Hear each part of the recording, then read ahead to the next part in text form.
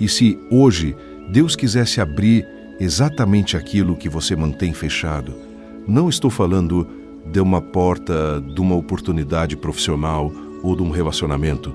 Estou falando de algo bem mais profundo e, por isso mesmo, bem mais incômodo.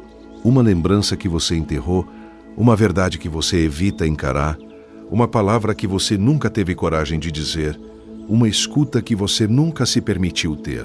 Poucos percebem isso, mas um dos milagres mais discretos de Jesus é, ao mesmo tempo, um dos mais violentos espiritualmente. Violento não porque machuca, mas porque desmascara. Em Marcos 7:31-37, Jesus se encontra com um homem surdo e com dificuldade de falar. À primeira vista, é apenas mais um milagre entre tantos outros. A maioria lê esse texto como uma cura qualquer. Mas o que está acontecendo ali é algo muito maior.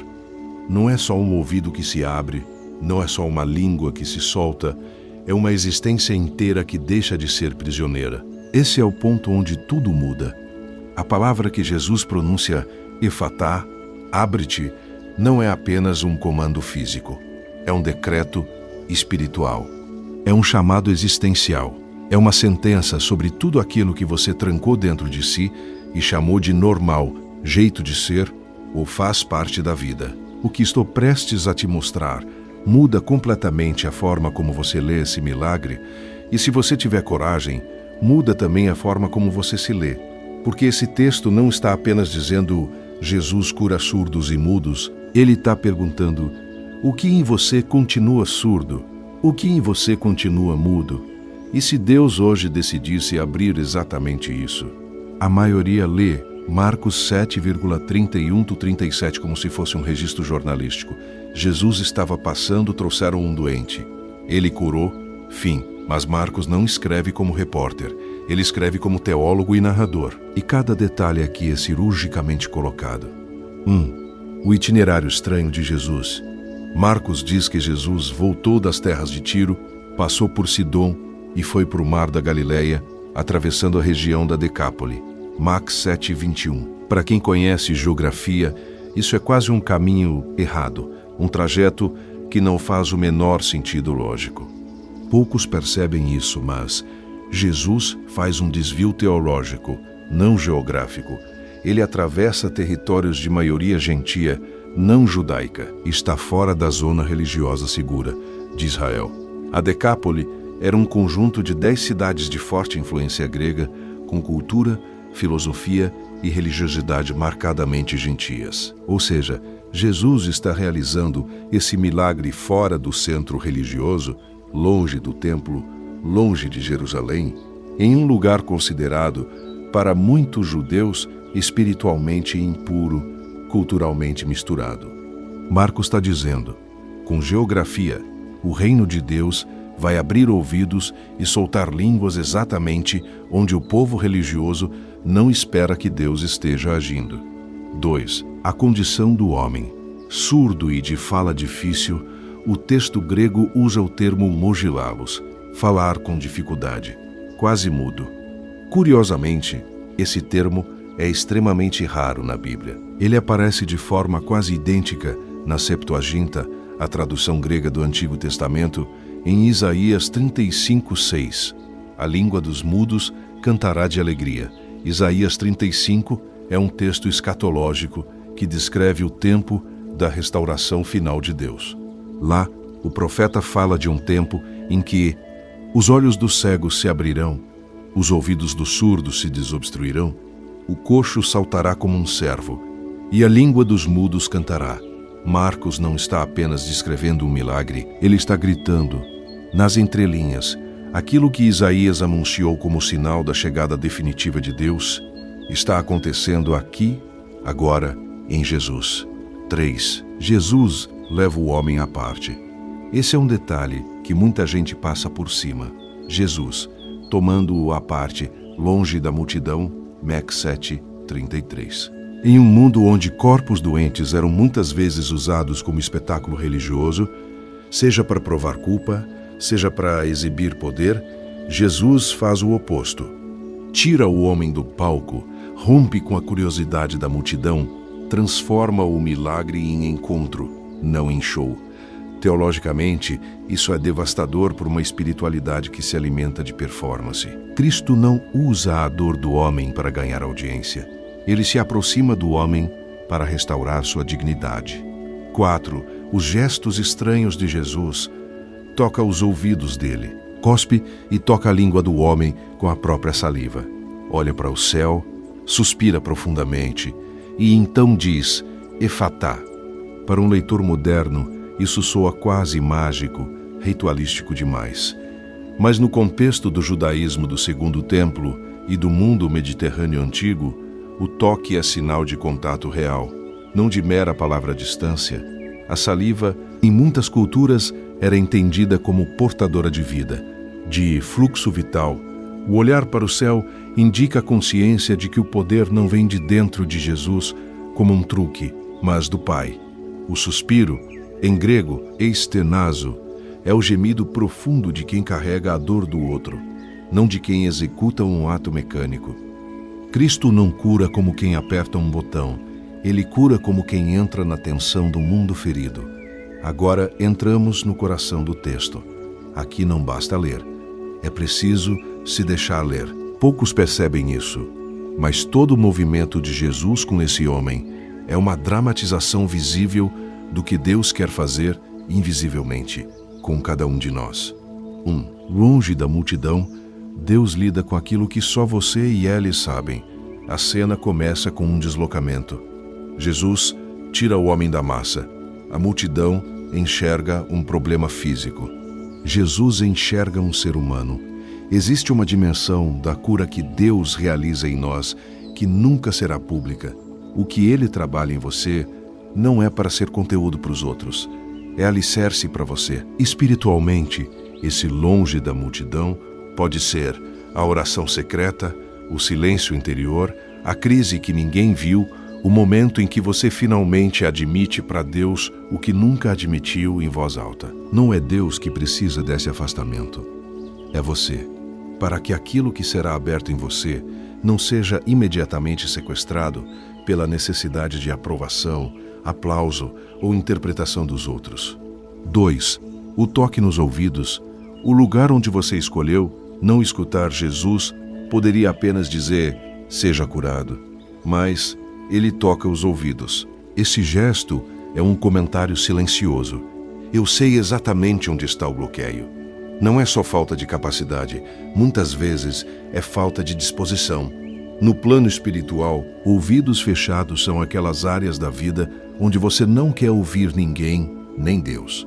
São os temas que você considera decididos em sua cabeça. São as verdades que você chama de relativas só porque dói demais encará-las como absolutas. Quando Cristo toca os ouvidos do homem, o texto está nos perguntando: quais são as vozes que você se recusa a escutar? A voz da consciência? A voz da palavra?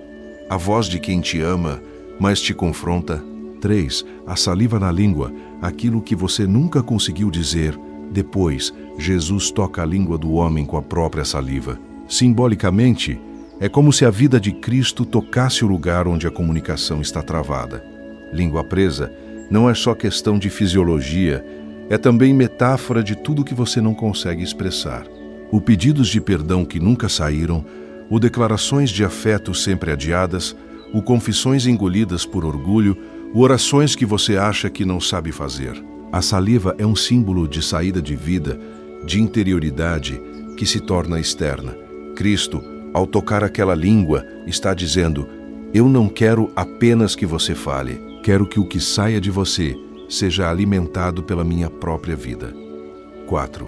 O suspiro para o céu, o gemido de Deus diante da sua prisão interior.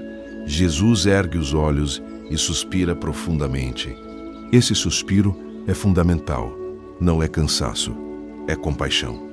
É o peso de um mundo em que tanta gente ouve, mas não escuta, tanta gente fala, mas não comunica, tanta gente vive, mas não se abre. Esse suspiro antecipa, em miniatura, o que Paulo dirá em Romanos 8, o Espírito intercede por nós com gemidos inexprimíveis. Antes de pronunciar Efatá sobre o homem, Jesus carrega em seu próprio peito o peso da surdez e do silêncio humanos.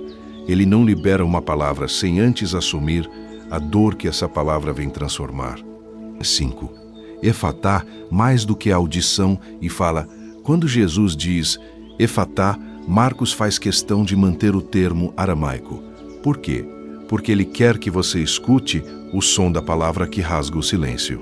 É uma palavra curta, forte, autoritativa, mas ao mesmo tempo absolutamente restauradora. Abre-te, não ouve, não fala, mas abre-te. Essa palavra atinge tudo: ouvidos, língua, história, relações, espiritualidade. Abre-te significa deixe entrar aquilo que você sempre expulsou. Deixe sair aquilo que você sempre reprimiu. Permita que a graça circule em áreas que você congelou. No plano da narrativa, o homem passa a ouvir e a falar corretamente. No plano teológico, Marcos está afirmando: o reino de Deus é a visitação do Cristo que pronuncia abre-te sobre toda forma de fechamento humano. 6. Tudo ele tem feito bem, o eco de Gênesis. Ao final, o povo diz: tudo ele tem feito bem, faz ouvir os surdos e falar os mudos. Essa frase não é apenas elogio, é teologia bíblica. Ela ecoa diretamente Gênesis 1, onde, a cada etapa da criação, lemos: e Deus viu que era bom. O que está sendo dito é: em Jesus, a criação está sendo refeita. O caos do silêncio e da surdez é tocado por uma nova palavra criadora. O Cristo é o Deus que recria, que reorganiza, que restitui funcionamento pleno onde havia ruínas. Aqui entramos em um nível que a maioria dos leitores não alcança, não por falta de inteligência, mas por falta de paciência. Esse texto é uma mina teológica, um ponto surdez espiritual como fenômeno existencial. Na teologia bíblica, ouvir não é apenas uma função biológica, é uma postura existencial. Ouve, Israel. DT 6.4 não é sobre capacidade auditiva, é sobre disposição de se deixar formar por uma palavra. Profetas repetem: têm ouvidos, mas não ouvem. Surdez espiritual é quando você escuta sons, mas não recebe sentido, quando você coleciona informações, mas rejeita transformação, quando Deus fala, mas você filtra tudo para caber no que já pensa. O milagre do surdo em Marcos 7 revela essa verdade incômoda. Muitos de nós não precisamos que Deus nos diga algo novo, precisamos que Ele finalmente nos faça ouvir o que Ele diz há anos. 2. A língua presa como metáfora da palavra cativa, a fala na Bíblia, é dom perigoso. Com a boca se abençoa e se amaldiçoa. Com a boca se confessa fé e se nega o Cristo. Uma língua presa, espiritualmente, pode ser presa pelo medo. E se eu falar e não for aceito? Presa pela culpa, não sou digno nem de orar direito. Presa pelo orgulho, não vou pedir perdão primeiro. Presa pela hipocrisia, fala muito, mas nunca o que é verdadeiro. Em termos filosóficos, a comunicação humana é o lugar onde o interior se torna público. Se sua fala está aprisionada, você vive permanentemente esquartejado. Sente uma coisa, pensa outra, expressa outra. Cristo, ao soltar a língua daquele homem, está sinalizando algo maior. A fé cristã não é apenas sobre ouvir Deus. É também sobre ser habilitado a dizer a verdade, diante de Deus, diante de si mesmo. 3. O abre-te como chave antropológica. Abre-te é uma palavra teológica, mas também antropológica. O ser humano saudável, biblicamente, é um ser aberto a Deus, aberto ao outro, aberto à verdade, aberto à própria interioridade. Fechamentos são mecanismos de defesa que a longo prazo se tornam prisões. Me fecho ao outro para não ser ferido. Acabo sozinho. Me fecho à verdade para não mudar. Acabo autoengando. Me fecho a Deus para manter controle. Acabo escravo de ídolos. Teologicamente, o pecado é esse fechamento radical do ser humano em si mesmo. A graça é a intervenção de Deus que pronuncia sobre nós um efatá que rompe esse círculo vicioso. 4. Cristologia, o Cristo que se envolve, não que para. Esse texto destrói a imagem de um Cristo distante, quase etéreo, espiritual demais, para tocar saliva e orelhas. Aqui temos um Cristo encarnado, tátil, vulnerável ao contato, afetado pelo sofrimento alheio. Na patrística, muitos padres da Igreja olharam para textos como esse para insistir: o que não é assumido não é redimido. Gregório de Nazianzo. Ou seja, aquilo que Cristo não toca, ele não cura. Aqui ele toca a incapacidade de ouvir e falar. Logo, ele redime a nossa escuta e a nossa palavra. Filosoficamente, isso significa: o cristianismo não é apenas um sistema de crenças sobre Deus, é uma intervenção na forma como você percebe, ouve e se expressa, fala no mundo. Agora, chegamos onde dói e onde cura, porque esse texto só cumpre sua função quando deixa de ser história bíblica e se torna espelho existencial. 1. Onde você está surdo? Não pergunte se você é surdo. Pergunte onde você é surdo. Em qual área da sua vida você vive dizendo: eu não quero ouvir sobre isso? Qual conselho você repetidamente ignora? Qual chamado de Deus você já entendeu, mas finge não ter entendido? Talvez você escute sermões, aulas, conselhos, mas existem zonas que você selou. Deus continua falando, mas você já desativou o áudio ali. O efatá de Cristo começa quando você admite: Senhor, eu tenho medo de ouvir o que o Senhor tem a dizer sobre isso. 2. Onde sua língua está presa? Outra pergunta: em que área da sua vida você não consegue falar com verdade? Pode ser: você não consegue pedir perdão, não consegue expressar gratidão, não consegue admitir fraqueza, não consegue dizer eu preciso de ajuda, não consegue confessar a fé por vergonha. A língua presa pode estar escondida debaixo de muito discurso religioso. Você até fala muito de Deus, mas nunca fala com Deus sobre o que mais te assusta. O Cristo que toca a língua daquele homem é o mesmo que hoje se aproxima da sua incapacidade de verdade. Não para te humilhar, mas para te liberar. 3. O encontro longe da multidão. Esse texto é um convite radical para uma experiência pessoal com Cristo, não mediada por imagem pública, papel na igreja, expectativas familiares, personagem espiritual. É o momento em que você aceita ser levado para longe da multidão, longe da imagem que você construiu, longe da necessidade de parecer forte, longe da exigência de estar bem espiritualmente o tempo todo. Ali, nesse lugar secreto, Cristo não faz discurso. Ele toca e suspira e pronuncia sobre você: abre-te. 4. O que aconteceria se você se deixasse abrir? A pergunta é direta e, de certa forma, perigosa. O que na sua vida começaria a mudar se você realmente deixasse Cristo abrir o que hoje está trancado? Relacionamentos poderiam ser restaurados, feridas antigas começariam a cicatrizar, pecados secretos seriam finalmente trazidos à luz, chamados adiados começariam a ser obedecidos. Não há vida plena com áreas blindadas. A fé cristã não é um verniz espiritual sobre um coração trancado. É a abertura radical do ser ao Deus que recria.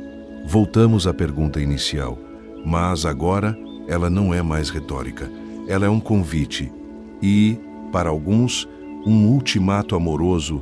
E se Deus decidisse hoje abrir exatamente aquilo que você mantém fechado?